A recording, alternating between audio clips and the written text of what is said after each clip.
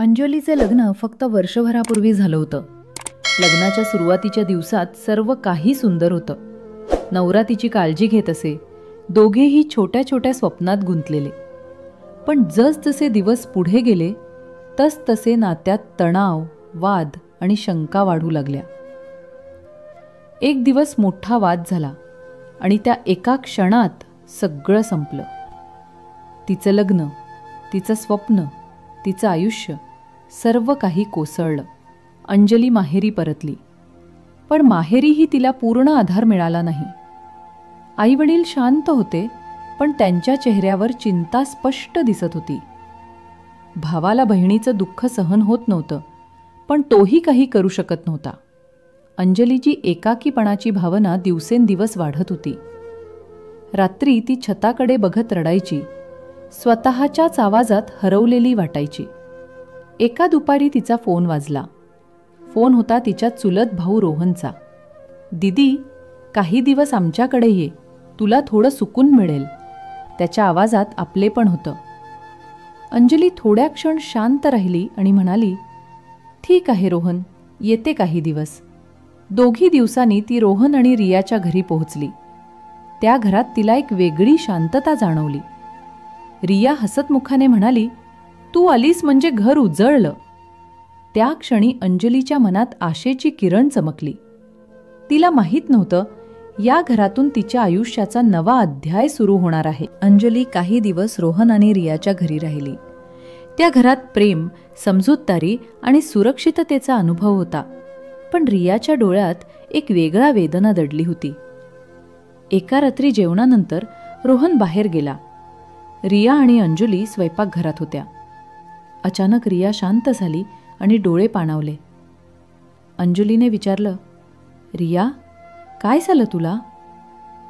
रिया हळू रडू लागली आणि म्हणाली, "अंजली, मी आई होऊ शकत नाही. 7 वर्ष झालीत. डॉक्टर, औषधं, पूजा सगळं करून पाहिलं, पण काहीच उपयोग झाला नाही. घरच्यांना, समाजाला उत्तर द्यावं लागतं. कधीकधी असं वाटतं की मी अपूर्ण आहे." अंजली रियाच्या जवळ गेली. तिचे हात हातात घेतले आणि म्हणाली, "रिया, आई होणं फक्त मूल जन्माला घालण्यात नाही. आई पण म्हणजे प्रेम देण्यात, काळजी घेण्यात असतं. तू जशी आहेस तशीच पूर्ण आहेस. तुला नक्की कधी ना कधी सगळं मिळेल." त्या रात्रीनंतर दोघींचं नातं घट्ट झालं. त्या दोघी बहिणीसारख्या झाल्या. एकमेकांचा आधार बनल्या. दिवस जात गेले.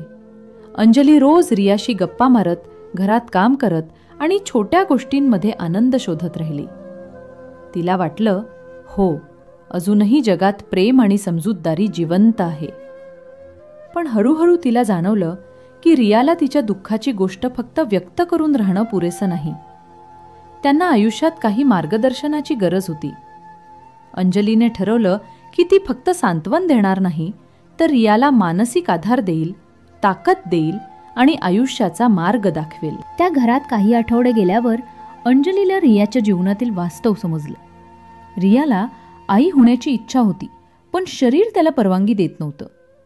त्या क्षणी अंजलीने ठरवलं, ती फक्त बघणारी राहणार नाही, ती मदत करेल, त्यांना आशा देईल.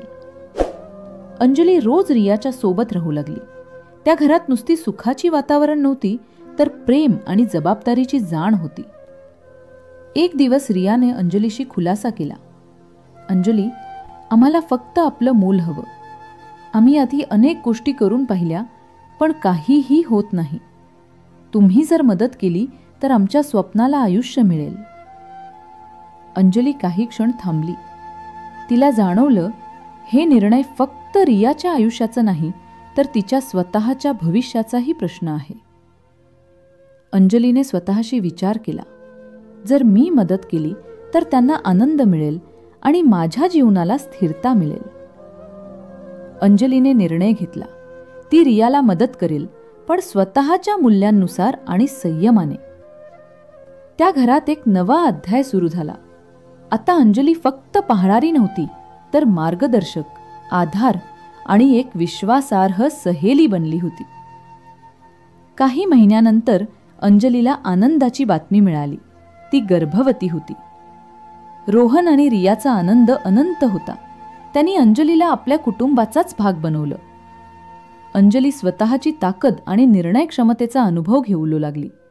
ती समजली, कधी कधी आयुष्यातील कठीण निर्णय आपल्याला नव्या सुरुवातीकडे घेऊन जातात. अंजलीचं जीवन आता फक्त स्वतःसाठी नव्हतं, तर त्यांच्या प्रेमळ घरासाठी, त्यांच्या स्वप्नांसाठी आणि नव्या आयुष्याच्या प्रत्येक क्षणासाठी बनलं. ती आत्मविश्वासाने आणि आशेने भविष्याकडे पाहू लागली. जर तुम्हाला अशा प्रेरणादायक कथा आवडत असतील तर कृपया सबस्क्राईब करा आणि नवीन कथांसाठी आमच्यासोबत रहा.